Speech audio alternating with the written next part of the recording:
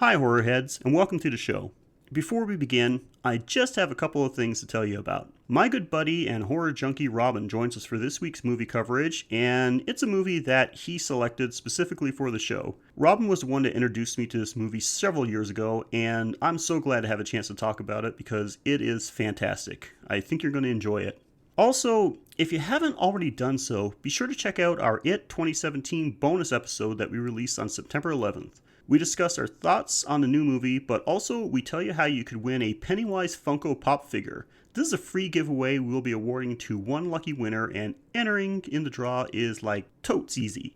Just give the episode a listen for details. It's really just a little something we want to do for you guys for being so awesome and dishing out the love and support for the show, and besides, who doesn't want free stuff? Come on, especially free horror stuff. Alright. With all that out of the way, let's get this party started. Mike, please play that music.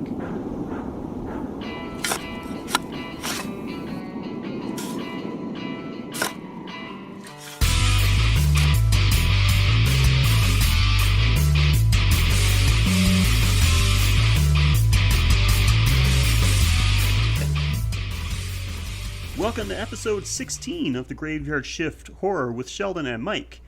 If you're not familiar with the show, let me tell you what you're in for. Each week, we watch a movie from the horror category and tear it into easy-to-digest bite-sized pieces. We'll tell you all about the plot, some production details, what we liked, what we didn't like, and any other relevant info we think is entertaining. I am your host, Sheldon, and I never worked a graveyard shift alone. Please say hello to the guy that put the hoe in Ho-tep, my co-host, Mike. Hey there. Hello, Mike. Good to hear you again. Same here. So how's everything? Pretty darn good. I got to be a good uncle today. I got to get my nephews to watch a couple of episodes of Stranger Things. They're loving that. Awesome. That's good uncling. I'm the best at it. How about you? Good. I was glad to get a chance to watch this movie again, and with that being said, this movie was suggested by a certain someone who's actually joining us today. All the way from Labrador, Canada, my good friend and B-movie connoisseur, Robin. Welcome to the show. Hello. Good to have you here, Robin. Good, and I'm thinking with sand. So then, yeah, good to have you on. Robin and I have been friends for about 10 years now, I believe. My son is 9, so yeah, it was a little while before that when we met. So we've had many chats about horror movies in the past, so looking forward to doing it again. For sure. So, we've got one that a lot of people are not familiar with. Robin was actually the one that introduced me to this movie a few years ago. So, I was glad to get a chance to watch this one again. So before we go on, Mike, why don't you tell everyone what we have in store today? Today's episode is Heartbreak Ho-tep, because we watched Bubba Ho-tep. We certainly did. Now, for those of you who haven't seen it, Bubba Ho-tep is a 2002 American horror comedy starring Mr. Ash Williams himself, Bruce Campbell, and Aussie Divas. It had a $1 million budget, so yeah, it's a B-movie. And it had a box office return of approximately $1.2 million. So, not exactly a stellar run, but it is a profit at least. You know, that's better than some huge blockbusters have done in recent years, so. Now, this of course is not including home video sales and rentals. It has a 78% critic score on Rotten Tomatoes and a 79% audience score, so all in all, not bad. Certainly not the worst reviewed movie we've covered. As for the plot, hold on to your asses for this one. An elderly Elvis and JFK, both alive and living in a nursing home, fight for the souls of their fellow residents as they battle an ancient Egyptian mummy. Yes, you heard that right. That is the plot of the movie. And it's just as awesome as it sounds. It is. So, Robin, when was the first time you saw this movie? I think it was about 2004 or so. It was actually my roommate at the time who told me about it. And he actually got to see it in theater in Toronto. Oh, wow. Okay. Yeah. So I bought it on DVD when it came out, and that's when I checked it out, just because I knew Bruce Campbell was in it. And I think, well, that's enough. That's all I need to know. Yeah. That's pretty much what happened when you told me about it as well. You said Bruce Campbell plays Elvis, and I was like, okay, I'm sold. I think I went to the video store like that next day and rented it. Yeah, shut up. I've heard enough. Yeah, because I'd heard in the past that Bruce Campbell could do a pretty decent Elvis impersonation. So yeah, he proved it here. So without going into too many details, Mike, what do you think about this one? It was excellent. I came into it thinking this is going to be awesome and amazing, and I was not wrong. Yeah. Yeah, this one's great. This is a great one. Like, this is one of my favorites. I love to watch whenever I can. It's got layers to it. Yeah. It's more than just, oh yeah, he fights a mummy. I mean, like, there is like some underlying themes that are just like devastating and will rattle you. No, that's true, and we'll get into that into detail in a moment when we talk about what we liked about this. But yeah, this is interesting. I even described it when my wife asked me earlier this week what movie we were doing for the podcast this week, and I told her we were watching Bubba Ho-tep, and I explained the basic concept, and she just looked at me. She's like, "I really want to see that. that sounds amazing." So she couldn't watch it with me when I reviewed it for this episode, but she does want to watch it later on. So I'll definitely introduce her to that one for sure. Okay, so since we all seem pretty eager to talk about it, why don't we dive right in? If you guys don't mind, I'll start off with what I liked about it. Sure. Okay, so right off the bat, this is one of the most, if not the most original story for a movie I've ever seen. Yeah. I mean, come on. What kind of genius / crazy person comes up with the idea for this? That Elvis is actually alive, but he's incognito in a nursing home alongside of JFK. The same people who pitch Sharks and Tornadoes. Is it really? No. Oh, okay. Just as ridiculous. Because it would have made sense, but yeah, you're right. On the ridiculousness level, it's about par. But let's just talk about the overall story. I know I just went through the plot, but let's go into a little more detail so like everyone gets an idea about how great this actually was. So we have Elvis, who's played by Bruce Campbell, playing an elderly Elvis who actually, in the 70s, switched places with an Elvis impersonator because he was tired of being a celebrity, being in the limelight all the time. Just disappeared, became a nobody, and this Elvis impersonator took over his life, and it was actually the impersonator that died in 1977. Yeah, because he also had a taste for the drugs, too. Yeah. Exactly. Now, so Elvis, he pretty much lived a normal life and is now an old man living in a nursing home, but for some reason is still Elvis. You know, he's still got the huge mutton chop sideburn, still dresses the same way, wears the huge, horn-rimmed sunglasses. And one of his nursing home buddies is a black man in a wheelchair, played by Ossie Davis, who claims to be JFK. That JFK actually wasn't assassinated. What was that? Sorry? Said they dyed me this color. Yeah. Yeah. So the death was fake. The assassination was real, but he just knew too much to let him die. But they didn't want him coming back or ruffling any feathers, so they put him in the most just to show the institutionalized racism of the 60s was that they made him a black man so that no matter what he knew, nobody would give him any credibility or trust him. Yes. In the 60s, apparently being a black man was enough to destroy all credibility you had. It basically made him the invisible man. So, if that wouldn't be like enough of a premise to make an awesome movie. Throw in a soul-eating ancient Egyptian mummy that, realizes that he's shuffling around like the way a mummy would, and for some reason is dressed in cowboy gear. I'm still not sure what that, how that happened. Did he partly just claim it from his first victim? Yeah, I guess so. Is it actually, like, I just recently rewatched this, but is that actually brought up why he's, has the long jacket and cowboy hat? I didn't get to give this movie too thorough of a viewing, so I'll have to defer to Robin. I don't remember them saying, but like he was in a car crash, so he probably took it from somebody who died in that, maybe. Yeah, that's the only thing I could think of. Yeah, there's no way to suggest that he was interred with that. Yeah. Yeah. So this mummy survives, is immortal because he survives by eating the souls of humans. Now, he is a slow, shambling mummy who, for most of us, we're just like, we can escape by pretty much doing a speed walk away from it. So what does a soul-eating mummy who's too slow to catch the typical human?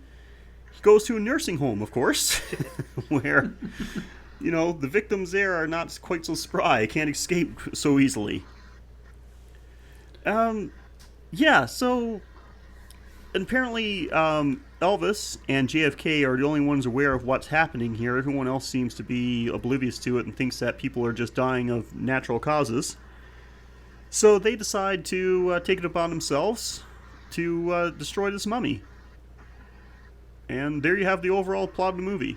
Now, if you're listening to what we're saying, you heard us describe the plot of the movie, and you don't think that sounds awesome, we can't be friends. Yeah. Stop listening to the show right now because we don't care about you, and we don't want your patronage. Just leave. Yeah, you can still donate to the Patreon, but don't listen to the show. Yeah. I'm sorry, but we're revoking your listening rights. Yeah, if you don't have that same sense of whimsy and joy in you, then you don't belong here. Yeah. Go listen to, like, What the Fuck with Mark Maron or something. Yeah. Go get your podcasting needs met somewhere else. We have the right to refuse service.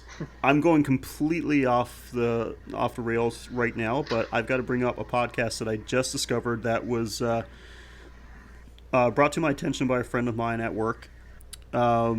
Check out 99% Invisible, the podcast. Basically, they will cover anything that they find interesting. They'll get to, why if you want to know why this is so, and it's even a little bit interesting, they'll find out. Like if you wanted to know why swimming pools are kidney shaped, or how somebody came up with the idea for putting or where the idea for putting the little plastic tabs on shoelaces came from, listen to this podcast. Huh. So yeah, go listen to that one instead. Stop listening to us. But, okay, so back on track. I just had to bring up that, first of all, because that's the first thing that comes to mind. Like, how could you not like this story? Yeah, like, how do you not be curious enough to check that out? Like, say, is this a real thing? Yeah. Like, I honestly thought when you first described it to me, I know I said, as soon as you said Bruce Campbell plays Elvis, I said I was hooked. But literally, when you first told me about the story, Robin, you explained it, about Elvis, JFK, and Mummy, I thought you were just, shitting with me. I thought, are you drunk? Did you just come up with this? It sounds like some drunk person's rambling, like I think you're mashing 3 different movies together. Yeah. Okay, so now that we got that one out of the way, Robin, you know a lot of stuff about this movie. You've seen it more, a lot more than we have. So I'm going to go to Mike first. Tell me something you liked about this one. Well, why would I change my habits now? I love the credits. It just tells you right off the bat, what's a Bubba? What's a Ho-tep? And then you get this awesome rock, Monty Python's Life of Brian style rock face saying Bubba Ho-tep.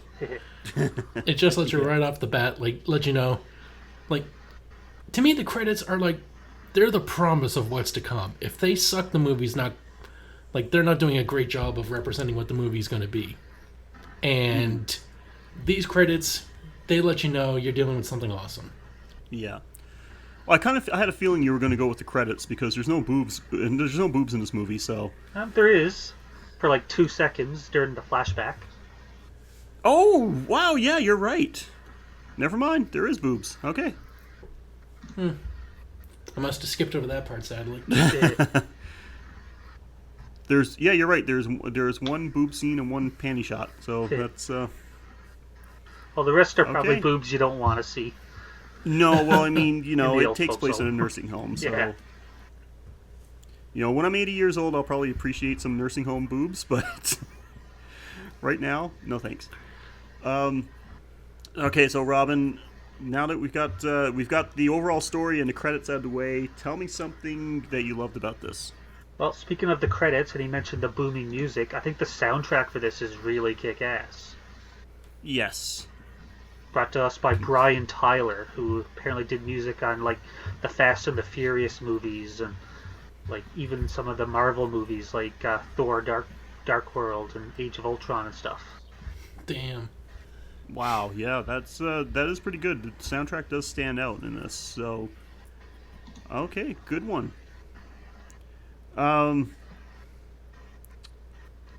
Yeah, funny for an Elvis movie, there was like no Elvis music. Yeah, it's because of the copyrights. Yeah, they had a $1 million budget. That would have went to the getting the license to have one Elvis song in there.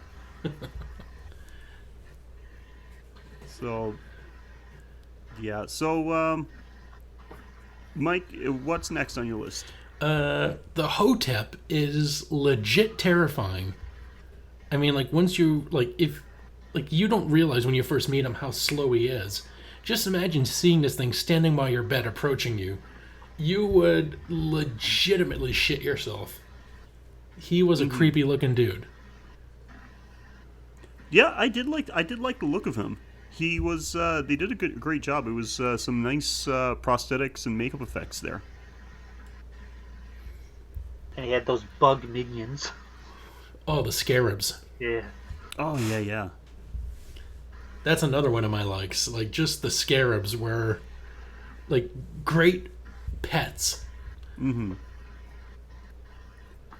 Yeah, that's good.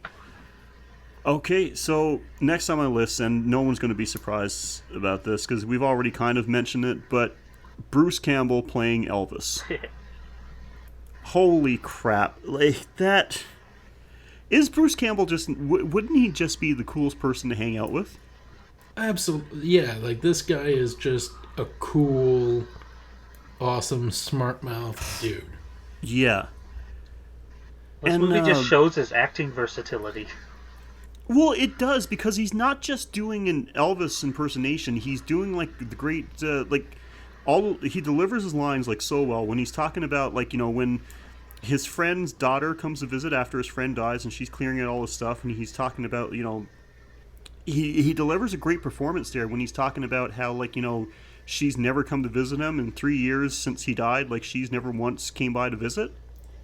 Yeah. And, like, he's all sad about that. And then he catches, like, she's bending over to pick up some of his stuff, and he catches a panty shot because she's wearing a low skirt, and then he goes on this monologue about, like, how he doesn't even felt care. his pecker flicker. His pecker flutter. We learn a lot about his pecker in this movie. Yeah. Too much. Yeah, that's just one of the many times he brings up his peckers. Well, he has to bring it up because it won't bring itself up. Yeah. Like until it does. It fluttered for a second and lay back down to sleep, but hell, even a flutter these days gives me hope. Yeah, like, speaking of his performance as Elvis, I don't know if you're aware, but there's an extra commentary track on the DVD of Bruce Campbell in character as Elvis for the entire movie. God, oh my God. Damn, we need to... Okay, you know what? We need to do... Maybe it's a Patreon. We need to do a review of the commentary version of this. It's amazing. We could, honestly, like, I have never listened to that one, for his commentary as Elvis and Bubba Ho-tep, but I've listened to some of his other commentaries. Because we even brought up in a past episode about, his commentary on Evil Dead. And especially like the highlight when he was talking about the tree rape scene. But yeah, we could easily do an episode, like a bonus episode or a Patreon episode, just on like the highlights of Bruce Campbell's movie commentaries. Well, it's not just movies, even in video games. Like, have you ever played the Spider-Man video games based off the Tobey Maguire? Wasn't he like the narrator through it? Like he's the tutorial He's the tutorial guy. He's like, all right, kid, you got spider powers. Now you're probably going to want to swing. Now you do that, you press this button. Then it tells you the button. It's like, hey, look at you, swinging all over the city. That's really awesome. You do that a few times, jump through these rings. I'm going to go get a sandwich. And then as you swing through the rings, he comes back. All right, kid. Okay, now you're going to climb up the wall, and you're going to, like, see those guys over there? Like, he's actually eating the fucking sandwich. Mm-hmm. Have you ever listened to any of the episodes of The Nerdist when Bruce Campbell's been the guest? Yeah, because I found the story of like how Shatner taught him to do the T.J. Hooker power slide, which he does in the beginning of Evil Dead. Yes, show. And he's just an amazing storyteller. Like everything, like he's telling the simplest little story. Sometimes, like, I mean, he's got some big stories too. Like, for instance, meeting William Shatner and having him teach him the T.J. Hooker power slide, and meeting all these celebrities. But like some of the story he just tells about, like when he was a kid and talking about his parents and everything. Like, he's just so entertaining, so enticing. Like you hang on every word, and especially like one episode of Nerdist. Like even after apparently like the episode was done. He spent like 5 minutes trying to standing on a desk trying to recreate the sound of a horse walking away. Oh yeah, when he did he's trying to do the Foley work with Chris.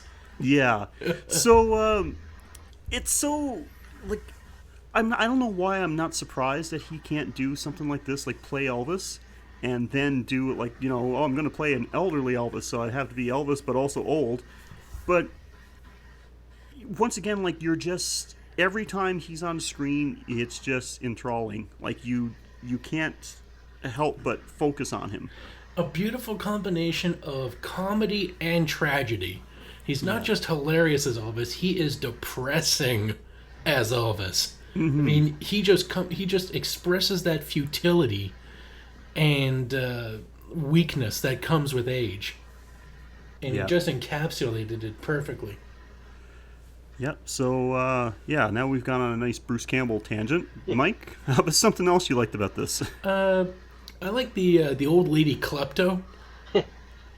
Oh, yeah. She's just going through, like, legitimate, like, she doesn't even fucking care about being sneaky. A lady's in an iron lung, awake, and she just takes her glasses, and the lady's like, no. And she just fucking takes them and runs, and then, like, takes someone else's chocolates. I mean, like she's an asshole. Mm-hmm. But then, luckily, we get to see her get hers. Someone decides to steal her.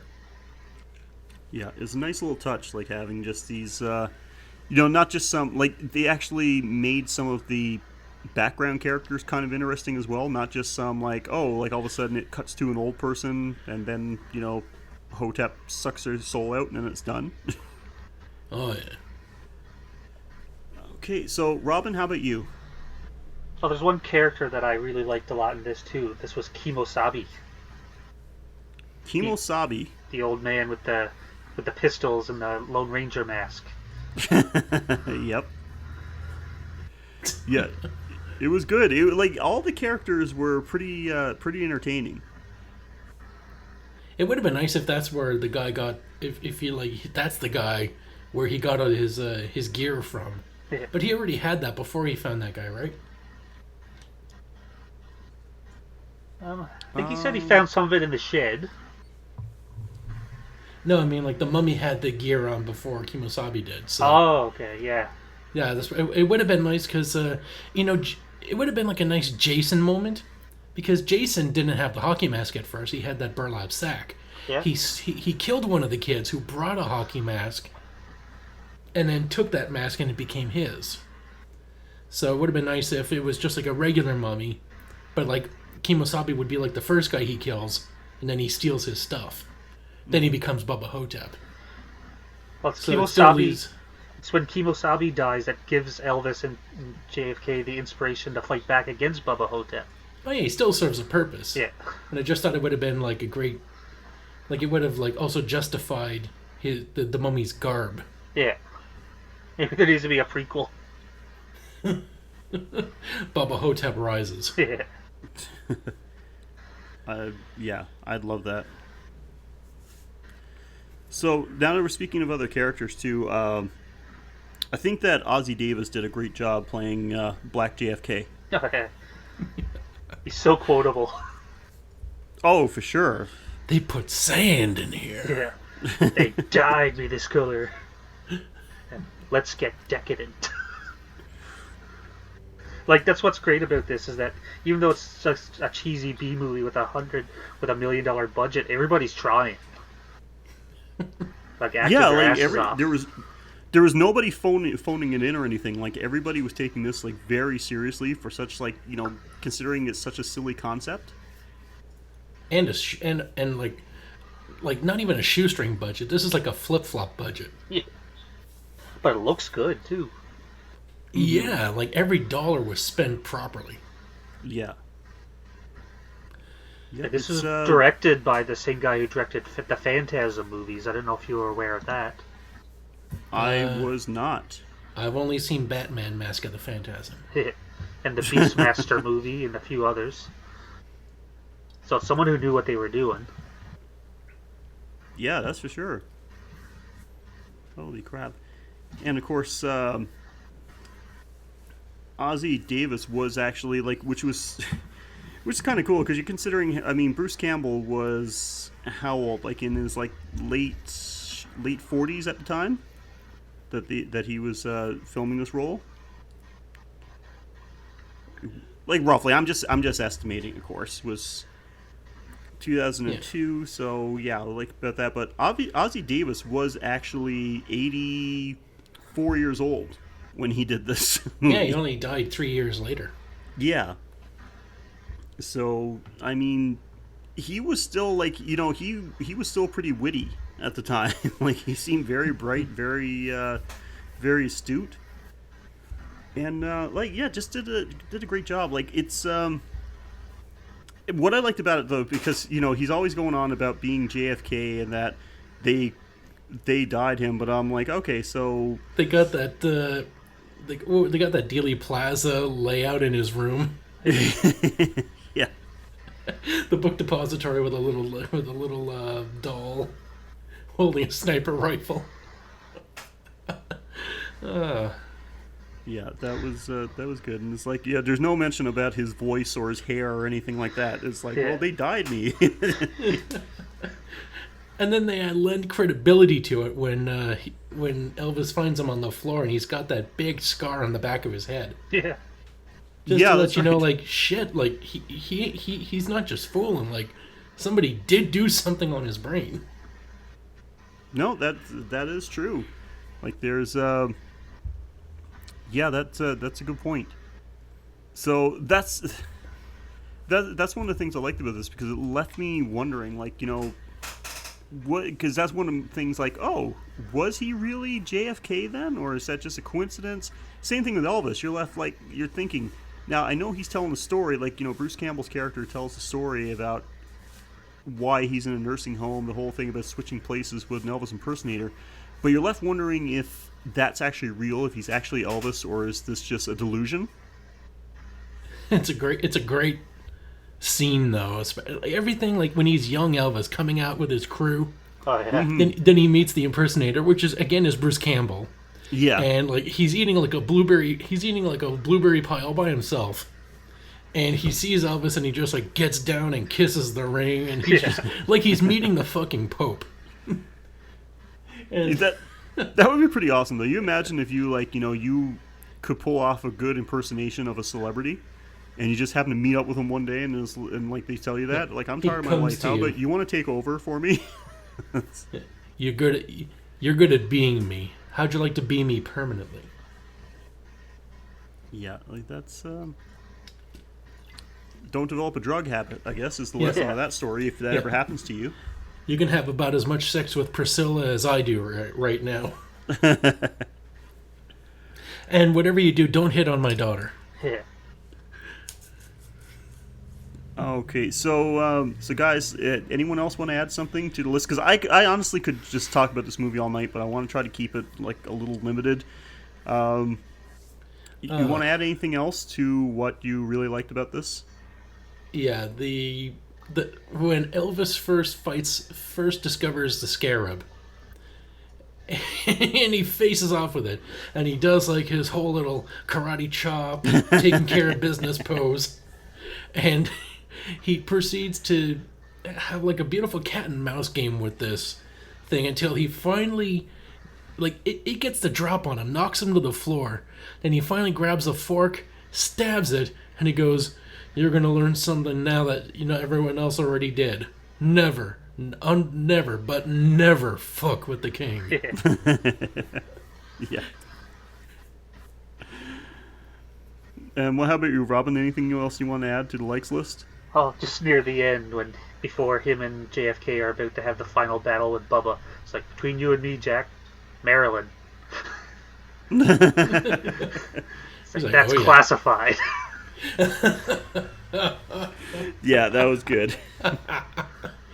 And even the mummy demonstrated a bit of personality. Oh yeah, like leaving graffiti on the walls of the bathroom. And then when he finally faces Elvis, who like pisses him off, he curses at him in hieroglyphics, which we get to see as "Eat the dog dick of Anubis, you asswipe." Yeah. Oh, this is so good. Okay, guys. So, anything else? Like, I don't want to. One final was okay. the emotional ending as Elvis is succumbing to his wounds. Oh yeah. And he looks up in the sky, and like even like the Egyptian gods, now that he's like taking care of their last bit of unfinished business, they reward him with a message in the stars: "All is well." To which he replies, and a scene that will bring a tear to your eye, where he goes, "Thank you. Thank you very much." Yep. Yeah, it had a very sad but very good ending. Yeah. Went out like a hero, so that's what he wanted. Yeah. Yeah. Rather than just dying in a bed like that. So that's cool. Yeah. Rather than die cold, lonely, and forgotten, he died a hero's death. Hey, man. If any of us, we all should be so lucky to go out, taking out a soul-eating mummy. Okay, now this is going to be, if no one else has got anything to add, this next part's going to be difficult, because we've all talked about how much we like this movie, but was there anything that we didn't like about it? I didn't like that this made me fear the ravages of age and the impending future. Yes. I was wondering whether or not to put this on the likes or dislikes list. But yeah, the scariest part of this movie is really like making you contemplate about getting old. And I know, I always tell myself the old saying is don't be afraid of getting older. It's a privilege that many people don't get to have. But still, the thought is it really? The thought of ending up in an old folks home where you never see, no one comes to visit you or anything, you're just waiting it out, that's a scary thought. So, what I'm going to say I didn't like about this is that, and this is difficult, when it comes to Bruce Campbell being in a movie, I'm so used to his type of horror movies that I was at least the first time I saw it, I was kind of expecting it to be gory. I thought there was going to be some, I guess I'm just stuck in, with Bruce Campbell, I'm always going to associate him with Ash and the Evil Dead series. And I'm like, am I going to get a chainsaw wielding Elvis scene here somewhere? What how are people going to die from the mummy? Or we're going to see some nice gore scenes, but it was relatively gore free. Yeah, there wasn't a lot of blood. You're right. So, like I said, not that I kind of feel bad about putting on the dislikes list, because not that there's anything wrong with this. I mean, a horror movie certainly doesn't need to depend on gore. You got to have something in the column, though. But I guess, and I always find that with my dislikes for most movies, when it comes to horror movies, because I'm a big-time horror lover, so everything that I can't say everything, but most things I put in my dislikes list are usually minor things that, like, I am kind of, like, scraping the barrel to find some things. But, yeah, I think this one would have benefited from having a little more gore, but not a big deal, but I think it was kind of a missed opportunity to have somebody that's, Bruce Campbell in a horror movie, someone that's connected with very cheap, gory scenes. You didn't really see anything like that in this one. Yeah, but then the budget would have been like $1.5 million. Yeah. Yeah, the thing too, if Bubba was like tearing people apart, then they'd catch on like, oh, something more is going on than them dying of natural causes, which was kind of his thing. Yeah, that's true. Like he had to be more subtle with his kills. Yeah. Yeah, which is a great way of keeping the budget, like keeping everything in the budget. It's like, well, we can't have a gory body. How about he can't leave a body because he has to be subtle? Yeah, all right. Money saved and plot saved. Yep, that is true. All right, well then we got to strike it off the dislikes column. The movie's perfect. Well, I could probably add something minor that I kind of thought. I always thought there was the nurse that was in this movie. I always thought she just kind of disappears about halfway through. I thought it was going to lead up to something. Well, he told her to fuck off, so she did. Yeah. But I mean, like the scene where she's out smoking and then she sees the flickering lights in the shed and then she turns around and we see the other extra dead body in there. But nobody mentions this dead body after. Like, you see Kimosabi being carted out after and gets flipped over the porch. So was this person... Oh, that's another thing we got to put in the likes. Yeah. The two hearse drivers. Yes. I knew one of them looked really familiar, so I looked him up, and my favorite hearse driver, the pensive hearse driver, as I like to call him, because he's always thinking, was played by Daniel Roebuck, and he has got an amazing horror pedigree behind him, considering he has nothing to do with the horror in this movie. He was in Grimm, The Wolfman in Dr. Shocker's Monster Campaign, The Lords of Salem, Shadow Man, and he played Shadow Man in Woke Up Dead, Gary Finkel in Dead Rising 3, How My Dad Killed Dracula, the 2007 Halloween, A Glimpse of Hell, Final Destination. He played the agent from hell on a show called Terror Eyes, and so much more. And he was basically reduced to, like, Igor. Yeah. Like, just moving shit around and being comedy relief.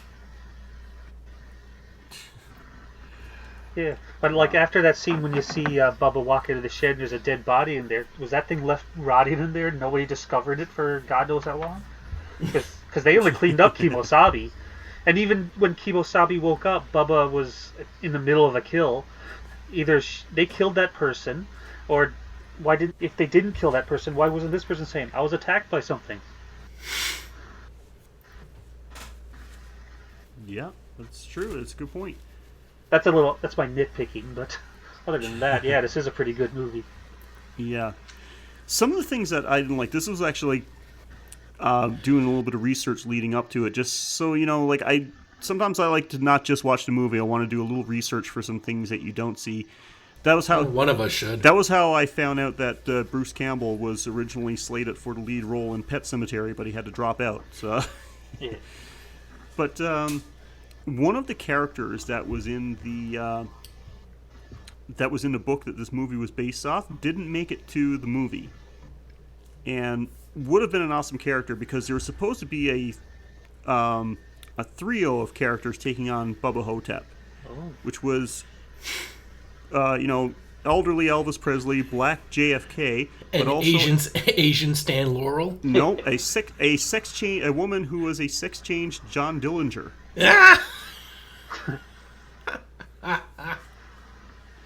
So apparently, like, she in the book that this is based off of, she was a bit more of a prominent character, but was dropped from the film for some reason. Couldn't have been too ridiculous. Yeah, yeah, I guess. So I would have liked like Asian Oliver Hardy. That would have been great. Like, as soon as he gets killed, his last words would be, "This is another fine mess you got me into." And okay, anyone else want to take a stab at something they didn't like? You know, I know we're grasping at straws here, but My biggest dislike was that we still haven't seen Elvis versus the She-Vampires. yes, that was one I had on my list. We still have not gotten the prequel called Bubba Nosferatu, Curse of the She-Vampires. Yeah. Apparently it's in development from IDB. Yeah, but it's been in development for a long freaking time. Yeah. Paul Giamatti is signed on somehow, and he wants Ron Perlman to be young Elvis. Oh God. Could we deal with like a big hulking Elvis? Yeah, I'm having trouble seeing that, honestly. Yeah. Like how would he be younger than what Bruce was in this? Elvis. There we go. Hellboy Elvis. Yeah. That would be a great movie, huh? Elvis. Yeah. Like Elvis taking on the devil. Like kicking ass out of hell. Yep. So, and one of the things that you, Robin, you mentioned about the licensing to get an Elvis song. So I had to look it up. After you said that, I had to go look it up. So I went and searched, and they figured that, yeah, in order to feature an Elvis Presley song in this movie, it would have cost them at the time approximately $400,000. Yikes. So almost half the budget would have went to have one Elvis song in there. Shit. They couldn't even show any clips. You know, when he's watching like the Elvis movie clips, Yeah. he's watching TV and there's an Elvis movie. They couldn't even show any like actual clips from any Elvis movie for that matter because it would have cost too much. They actually had to get an Elvis impersonator to recreate some of the scenes and not show his face. Oh my gosh. So, yeah, it's expensive stuff. Like, you know, dealing with some licensed Elvis things, you got to have the bucks for it or do without it. One thing I'd like to know, in the very beginning of the movie, when we see the tomb being exhumed, why is the narrator speaking in German? The narrator speaking in German? Yeah, in the beginning when it shows like the black and white footage of the tomb being exhumed, it's it's got English subtitles, but it's not in English. Oh, okay, yeah. No, you're right. That's an interesting choice to go with. Yeah, I never even noticed. Maybe it was German archaeologists that discovered it, so they were Yeah. watching a documentary of it. Except Tutankhamun was discovered by a British archaeology expedition. Yeah, well, maybe the person filming the documentary was German. Hey, like seriously, in this movie, is that the hardest part to believe? Yeah. When we're looking for things to pick apart or question, like, I think that's the closest thing we've got to a what the fuck. Now, that is true, yeah. I mean, like, this movie is... we gotta grasp at straws to find any flaws. This movie is an entire what the fuck. Like, we could... Well, it's so bizarre and plays it straight while being surreal and bizarre.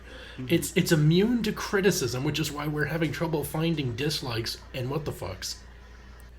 Like once you buy the main concept, everything else is immune. Well, one thing I didn't like about this movie, and this is no way the movie's fault whatsoever, is that even though it did make a profit, I really think that this movie should have done better. Like, people there should have been more people to go see this. It had a theatrical release, but it had a theatrical release, but basically had no marketing campaign whatsoever. Yeah, that would have helped. Like, there were no trailers for this on attached to any movies, bigger name movies in theaters or anything like that. I had no idea it existed until someone mentioned it in passing, and I had to download it. Like, it was just I'm sure I would have found out about it by now, but at the time I had no idea that this existed. So this would have been 2000 and almost 2008 or late 2007 when I met Robin and this came up in conversation. So yeah, I wouldn't have known about it at all at the time. Yeah, except for being a Bruce Campbell fan, my friend talking about it. That's pretty much how I learned about it too. You'd have to be on the Bruce Campbell mailing list. Yeah. Like watching what he's doing at the time. Yeah. Yeah, he does talk about it in his book, if chins could kill. Chins could kill. Yeah. He does mention some of the Have you listened to the audiobooks of that? No, but he narrates them himself, right? Yeah. And like he's got like sound effects too when he's got like sound effects and music going on when he's talking about like flashbacks with like dealing with celebrities. It's pretty darn hilarious. Oh, that's good. I'm gonna have to check that out. I'm not a huge fan of audiobooks, but which is great for a podcaster. Yeah. I mean, I love audiobooks and all audio formats. You should definitely listen to them and podcasts all the time. Nobody needs to read. Just listen to other people that, will just talk about movies and video games and shit. Can you read a book while driving? No. I can. Don't try to stifle my abilities, Mike. Yeah, can you read a book while you're doing the dishes? No, your hands are wet. But no, you can listen to an audiobook while you're doing the dishes. Hey, I ate a 4-piece KFC meal while driving before, okay? So. You can do that and read it. Well, then, there you go. You're the one person who can. Mm-hmm. But if you're not as dedicated to your content intake as Sheldon, then you can just relax and let someone else do the talking. I did see a guy reading a newspaper while driving to work one day. Like, he was driving. It was one of the days when I was working late, so if I'm working late, I take the bus so my wife can have the car. So I'm on the bus heading to work, and just happened to look out, and as this car is driving next to us, this guy's got a newspaper, like, laid out on the passenger seat. He would drive and eventually, like, every once in a while, just take a second and, like, look at the newspaper and look back at the road. What the fuck? Does he know that? Does he know how driving works? Because, first of all, who still reads newspapers? And what was so important in a newspaper that you got to do this while driving? That's maybe he was reading the Sun, and they had like the Sunshine Girl. Nobody outside of Ontario has any idea what we're talking about right now. You mean the Sun isn't a Canadian newspaper? Pretty sure it is. Oh my God! So I got to tell you this. Oh my God! I hope she doesn't listen to this podcast but we at my work, my department, like there's some fun events that happen at my work, and one of the things we were doing for a charity event once is that we were having a scavenger hunt. And now I'm going to explain what a Sunshine Girl is, since Mike, you brought it up. And so does she. Wink, wink. There's an Ontario newspaper called The Sun, and they have it's a weekly newspaper, and they have this thing called a Sunshine Girl, which is basically like just your typical old-fashioned pin-up girl. Somebody sends in, a girl will be in a bikini or dress in something a little revealing. They'll send a picture in, and weekly they'll, post this picture. And I don't know why this still exists. Like, that seems pretty old-fashioned these days.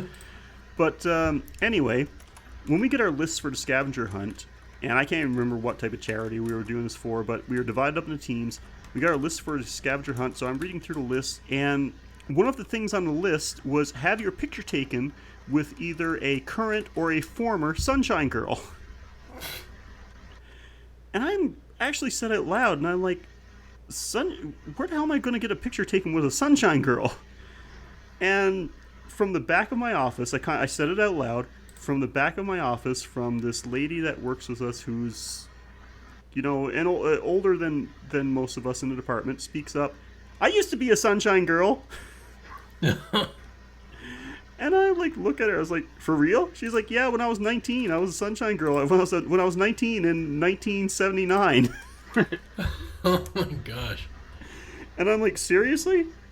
And she says, yes. She said, I'll show you tomorrow. So sure enough, the next day, she comes in with her Sunshine Girl picture. And I'm like, did you get your picture with her? I did. I took out my phone, took a selfie with her. And I said, I'll take a picture of the picture of you holding the picture as well. So if anyone, wants proof, there it is. And yeah, we end up winning the scavenger hunt because that was like one of the final items to get. We were one of the few teams that got it. That's pretty darn awesome. And once again, I hope they're not listening to this podcast. I know some of the people that I work with do listen to us, but send your hate mail too. This is something so inappropriate for work, but we have a boss, one of the higher ups in our department, that has no filter whatsoever, and it's a lady. So for a while after, this woman left her picture on the desk of her as a Sunshine Girl. And the boss one day goes to her desk and says, she's like, "Is that you?" And she says, "Yeah, that's me." And she goes, "Jesus Christ, look at the tits on you." And says it like everybody in the office like just stands up and heads turn. And I'm just sitting there thinking, wow, I love working in a professional environment. Like sometimes it's like, oh my god, I think we have like an even worse Michael Scott for a boss. Sounds like you got Michael King for a boss. So yeah, so that's my Sunshine Girl story, just in case people don't know. I'm going on a lot of weird tangents today. I'm good. I'm rubbing off on you. That's the beauty of my podcasts. It's not the content. It's come for the content, stay for the tangent. So, guys, did we have anything else that we want to bring up about the movie? You know, that if we can keep going with the dislikes if anyone has anything, but I really don't think anyone does. No. Yeah, it's awesome. It's awesome. Like, I love this thing. Like, I can't believe there's not. Actually, I can because that's typical for horror, but I can't believe that there's more people that don't know about this movie. And I'd bring it up to anybody. Anyone's looking for a movie, if you have a suggestion that they haven't, tell me a movie I haven't seen before. I'm going to say Bubba Ho-tep. Yeah. Like, I have a controversial opinion about this. Like, I know everybody loves Bruce Campbell as Ash, but I'd even go so far to say, like, his performance as Elvis might be his top role. Oh, his best acted role. I would totally agree with you. Yeah, because it shows like emotional range rather than just like a smarmy goofball. Yeah. This is like where you get to see his real chops. Mm-hmm. Yeah, no, without a doubt. Like, as silly as a concept in the movie is, it is like everybody in their roles, and Bruce Campbell especially. Like, it was a very like a very strong performance, a very emotional performance, and yeah, just a great job all around. Yeah, like this is neck and neck with Evil Dead for me. I could see that. Yeah, it's would have liked to see. Maybe that's an idea for somebody. You know, Elvis versus, I don't know, all these like different, like, you face off a mummy. Now can we get like Elvis versus vampires? That's supposed to be the prequel. Yeah, Bubba Ho-tep versus Ash. Yeah, like that's telling you guys, And there's like Ash versus the Wolf Clan or something. people. I'm telling you, this is a franchise waiting to happen right there. Will somebody get on that? JFK versus the zombie horde. Oh, that'd be great to see, like a young black Kennedy, like just coming out of, like, try to like betray him or like leave him in like some sort of compound, and then like it's the same place where they're working on like a zombie thing to deal with the Soviets, and then he's got to deal with combies. Well, if Abe Lincoln can fight vampires. Yeah, that's true. That was a good. I love that movie. I read the book. Yeah, I read the book, and I saw like the last maybe 10 minutes of the movie when it was on TV. I haven't really gone back to revisit it, but I enjoyed the book. So I don't think the movie did well, but you know, I don't always use that as a judging factor. Yeah, look at this movie. It didn't do well. No, but you know, and I've said it many times on this podcast. You know, sometimes there's a big divide in what can be considered good and what I consider something that I like. Yeah. I like things that like there's no way when it comes to a technical standpoint, like it's not good, but I still love it. So, and sometimes I think sometimes I think that's a requirement to be a horror fan. Oh, yeah, definitely. Like this is one where you got to accept a lot. Oh, for sure. Yeah. Yeah, you can't really dig too deeply into this, but yeah, it's so I think we're all in agreement then that we all fully recommend this one. Oh, absolutely. Sure. Any closing thoughts for anyone? Well, it would have been nice to see what happened in the aftermath after the final showdown with the mummy. Well, you mean like when the people at the retirement home now have to explain how there is a dead Elvis and JFK and a burned up mummy? Well, it wasn't on their grounds, but at least they would report them missing. Like well, I don't know. This retirement home is a little sketchy. I don't know if it would get reported. I imagine somebody driving by would be like driving over a bridge, and they'd be like, "What the fuck is that floating in the? Oh my god, is that a dead man? Is that a dead impaled man and a? Oh my god, who's this other guy? And oh my god, there's a guy in the river. What the fuck? Like, He's somebody on fire. driving by. Yeah, somebody there would have cared more than any of the nursing home residents. That's true. That's probably the only way. If it happened on the nursing home grounds, like I think this nursing home is more of a cover up than give full disclosure type of place. Yeah, there's no point in regretting it. People put them there to be forgotten, so why put their family through the trouble? Speaking of this nursing home, apparently I've only read this about a month or two ago. Like this, I think this was a real home or something like that. It burned down within the last couple of months. The actual place where this was filmed. Yeah, weren't the guys drunk that did that? Like, was it intentional? Like, they weren't like waging war on Bubba Ho-tep. They just happened to be. Hey, never know. Yeah, because this place they filmed was actually like a veterans hospital, right? I think I read that somewhere. But yeah, that's a good point, Mike. Like this, and we've talked about this many times for many movies. Like it would be very interesting to see what happens, like the aftermath afterwards. And so with that, you know, we do our due diligence on this show, and we dig pretty deep sometime. And I had to call in a lot of favors from some of my connections, but somebody actually did say that there originally this movie ended a totally different way than what we actually saw on the screen. Did it now? There was another scene that was cut out that really shed some light on one of the mysteries of this movie. Yeah, the aftermath. Like, as usual, whenever we see, like, a final showdown, I always wonder, like, what happened after? Like, in American Werewolf, the guy gets shot, doesn't even morph into a human, he just is human, and that's friggin' it, like, what about the girl and all that stuff? Yeah. So it's always good to have, like, a nice denouement to a movie, and this one lacked one, but you're saying that there was one? There is, yeah. Like, there was, there's something, like, we even brought it up in our discussion today about this movie. There was something that leaves you wondering, but it gets clarified in this deleted scene, and I think it would make a great addition to It Came from the Cutting Room Floor.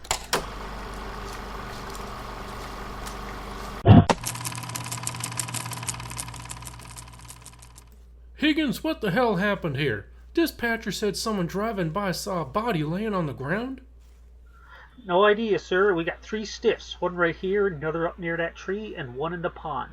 What's weird is the one by a tree got a big hole in him, and one in the pond looks burnt to shit. Well, this one looks like he don't got a mark on him. Looks like he just got a severe case of being old. Yeah, they all look old as dirt. Hey, he kind of looks like that old Marvin Gaye, doesn't he? Don't be stupid. He died 20 years ago. Would you think that Marvin Gaye traded places with a look-alike to lead a normal life and ended up dead in a field under weird circumstances?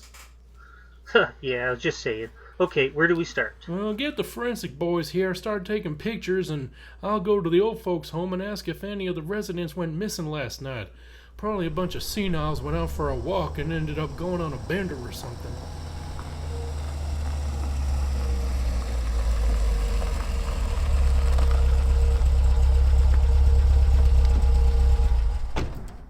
Whoa, now.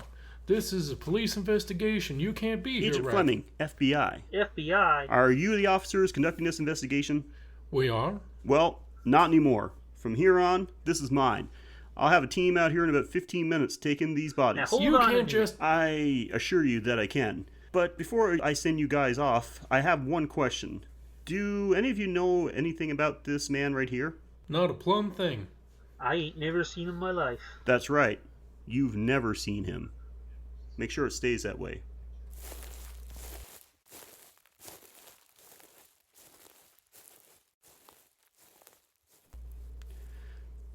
Fleming here. Yes, sir. I'll have Mr. Kennedy's body en route soon enough. The mummies, too. No one knows anything. Man, that was weird. Anyway, the one up near the tree, he remind you of anyone? Yeah, Evil Knievel. What? Wow. That really answered some stuff. It did, huh? Now, it did raise some questions as well, but it did, like I said, it did reveal something like a mystery about this movie.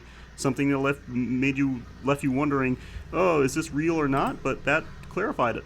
Yes, this clears up so much. Mm-hmm. Although the absence of any dialogue from Bruce Campbell, I could see why they cut it out, because Yeah. If Bruce Campbell's not talking, why even show it? Also, sometimes it's better. Like sometimes it's okay to leave things like hanging. It's nothing wrong with a little mystery sometimes. But we're 16 episodes into this podcast now, and like one of the things I'm noticing is that a lot of the voices in some of these scenes, they're all starting to sound the same to me. Well, that's the thing with horror movies. You keep watching them in such concentration as we do. You start to notice the same patterns, the same similarities. Like, how many times have we seen inappropriate slow motion or shitty credits? That's true, yeah. Like, sometimes you get these very, like, low-speaking, low-gravelly voices, and... Well, one of them sounded a little differently, so Yeah, every once in a while you get one that sounds a little fresh. Yeah, so. the best Yeah. one.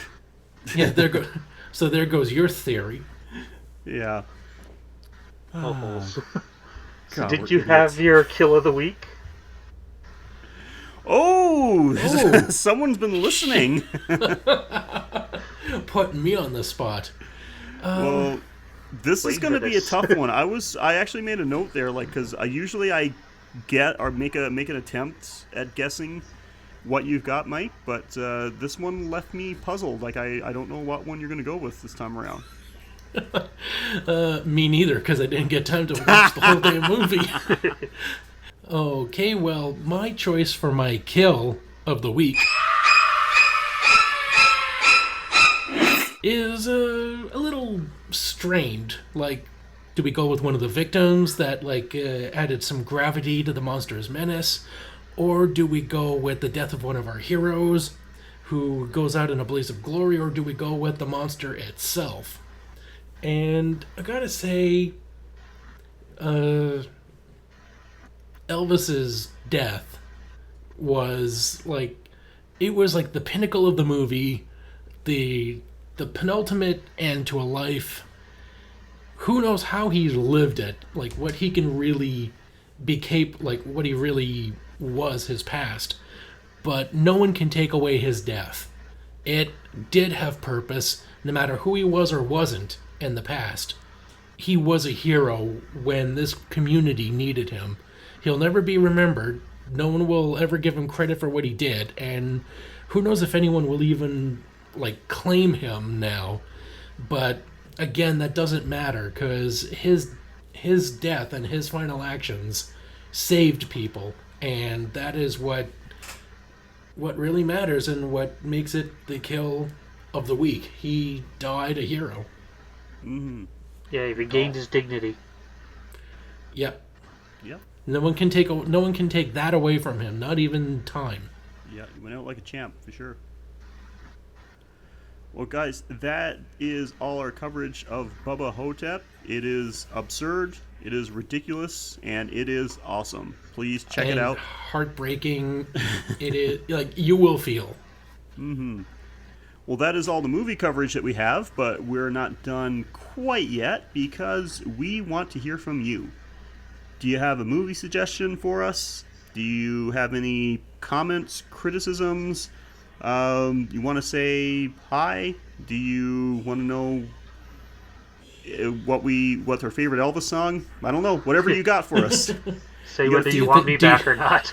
Do you want Robin? That's gonna be my next Twitter poll, I think. Do you want Robin to come back?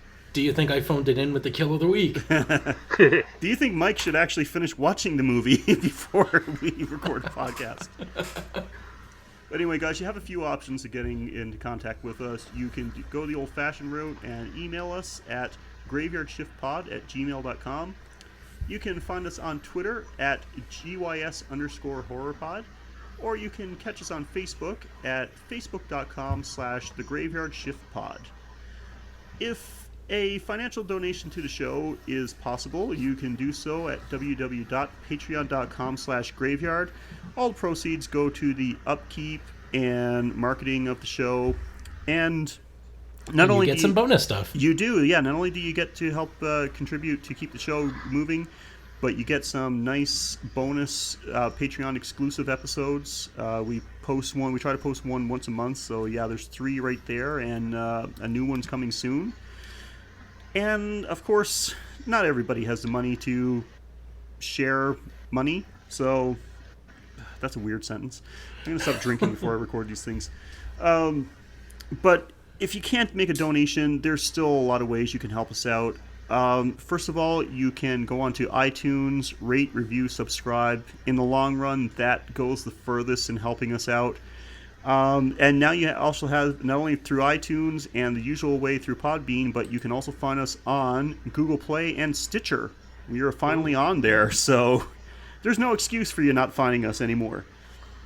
That's so good. That helps me out now. What's that? So that helps me out now that you're on Google Play, so now I can just automatically get you. Awesome. Yeah, so that's that should help us up to a new audience, so that's great. Yeah, and I think you can do the same thing there on Stitcher and Google Play. Rate, review, subscribe. I think it's pretty much like the same setup as iTunes, so do that. And if neither one of those options is possible, just keep doing like you're doing. Listen to us every week. Just go to Podbean, whether you find us on the actual Podbean app or on Facebook or Twitter. Just share our episodes with people you think might enjoy. And, just keep being awesome. Speaking of awesome, don't forget you still have time to enter in our Pennywise Funko Pop draw. We did a bonus episode a little while ago where we talked about the new It movie. It's just a brief mini bonus episode. We didn't give any spoilers or anything like that. We just gave our overall thoughts, whether or not we liked it. Did a little comparison to the original TV movie. But listen to the episode. It gives you instructions about how to enter in the draw for the Pennywise Funko Pop figure. It's a free giveaway. Like, there's no buying tickets or anything like that. It's a free draw that we're going to announce on our October 2nd episode. We're going to have our patrons are already pre-entered. Yeah, just by being awesome. If you're a Patreon, then you're already entered in. So the instructions are right there. Just listen to the episode. Towards the end, we tell you how to enter the draw. It's super easy. It's just something we want to do for you guys for being awesome. Like, you guys given us lots of support on Facebook and Twitter, and we're loving it. Like, we're very thankful. So this is just a little something that one of you will get to enjoy. And I think that's it. Robin, man, I want to say thank you so much for joining us tonight. For sure, it was great. It's good to talk to you again, buddy. Like, it's nice. It felt like an old-fashioned, one of our old-fashioned chats about horror movies. Oh, yeah. Been missing that. Yeah, I definitely want to be back if you'll have me, so. Yeah, I don't think that's going to be a problem. Mike, I'm already sold. I'm already your friend. Mike is the one that's a little picky about his buddies, so you might have to convince him. So, yeah, thanks a lot, man. We appreciate it. And thank you for the movie suggestion. Like, this is one that I was really looking forward to reviewing, so good job. Well, guys, that's it for us. Check us out again next time. Every Monday, we'll release a new episode. Until then, I'm Sheldon. I'm Mike. Waiting for you, buddy. This is Robin. And come join us again on the Graveyard Shift.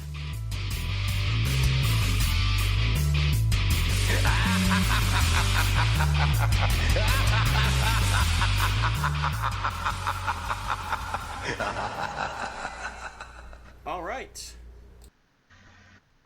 Just hit stop. Yep.